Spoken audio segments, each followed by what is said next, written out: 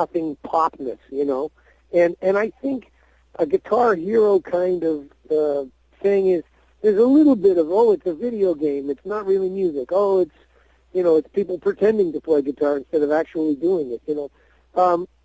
There's probably a little bit to that, but there's going to be other people that it's going to be their way to discover, you know, bands they've never heard, music they've never heard, and they're going to go, wow, this is really cool, and then they're going to get into it some more, and it's going to lead them somewhere. And, you know, those are the people that music matters to them, and so they matter to me, you know, and I think they should matter to anybody that loves music. Some people, music is only ever going to be wallpaper, or it's going to be a game, or it's just going to be something that you dance to, or whatever. But other people, music is going to take on a kind of a, did you say sacred energy before? Was that a phrase you used? I've been listening to a lot of Triumph lately, Rick. I'm trying to get that magic feeling, man. Yeah, I'm telling you, I love that phrase. I think that's a really cool thing, you know, and I think that music has that potential always, no matter what, you know. A little kid could be sitting there singing a song that they learned in kindergarten, and it could be incredibly moving and powerful, you know. Music has that capacity. It has that ability. And so, you know, I welcome that. And if 11-year-olds that are playing some Guitar Hero game, you know, they get turned on to something, good for them. Right. You know, that's... Staying with the guitar kick, Rick, I wanted to bring up a side project that a lot of our readers and listeners might not be very familiar with, but it's a side project that has been very critically acclaimed and is actually getting some recognition from some awards type industries.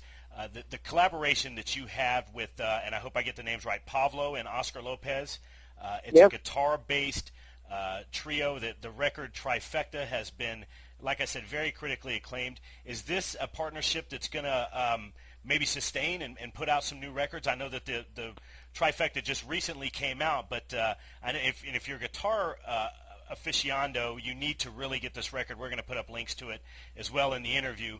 But is this something that's going to be a long-lasting partnership, perhaps, between these two other great guitarists?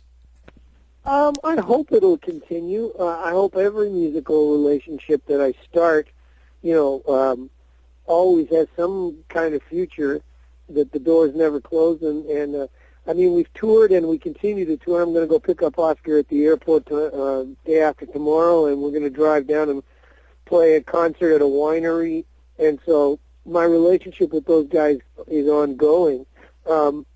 Whether or not each guy will be able to take the kind of hiatus and vacation we took from our own careers and our own lives in order to make this thing happen, that's a really good question. Like, Pablo's got his own tour of Korea happening this summer.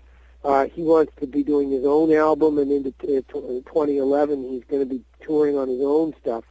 So, you know, I'd like to think that at some point we might revisit it.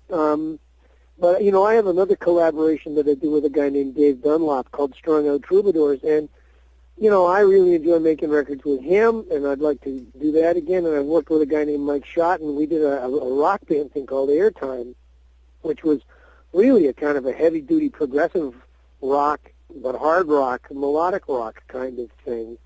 And that was one of the deepest, heaviest studio projects I've done in the last few years.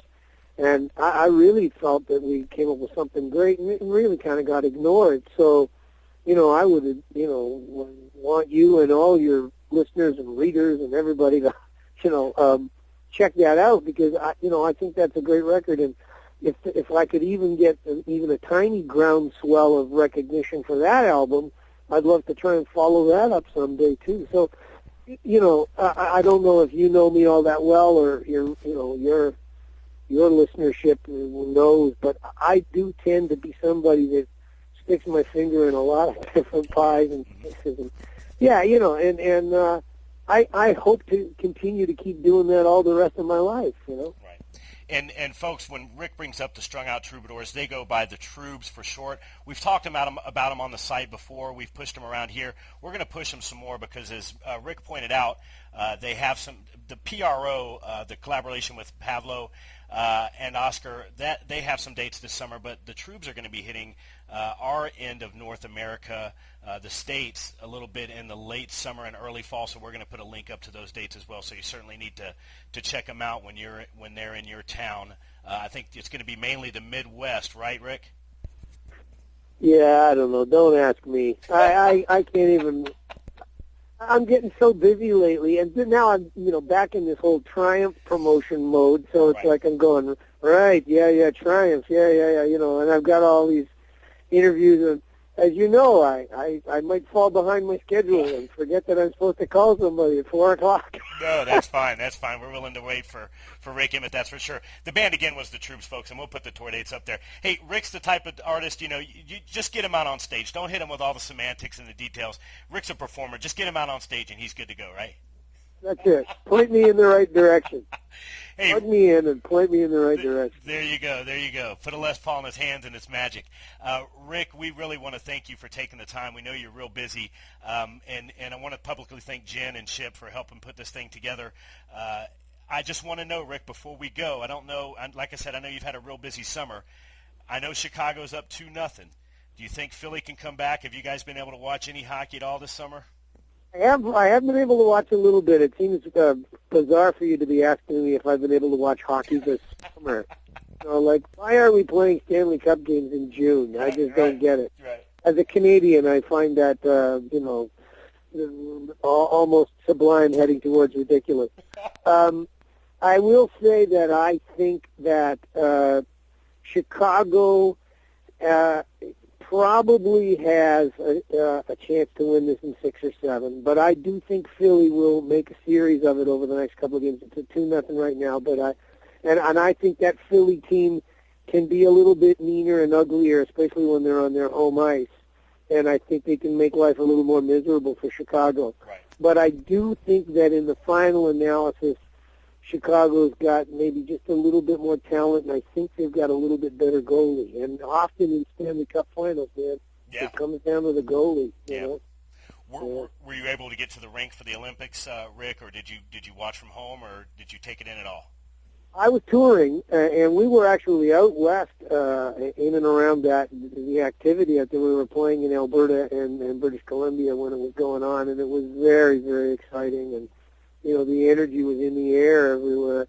When I was in a hotel room for the final game between the United States and Canada, the hockey, and when they scored the goal, everybody in the hotel was just screaming out of their rooms and running up and down the halls and stuff. It was pretty cool. Yeah, just great, exciting energy.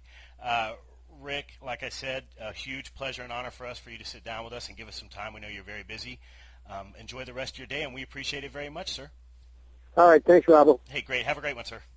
Nice talking to you. Bye-bye. You bet.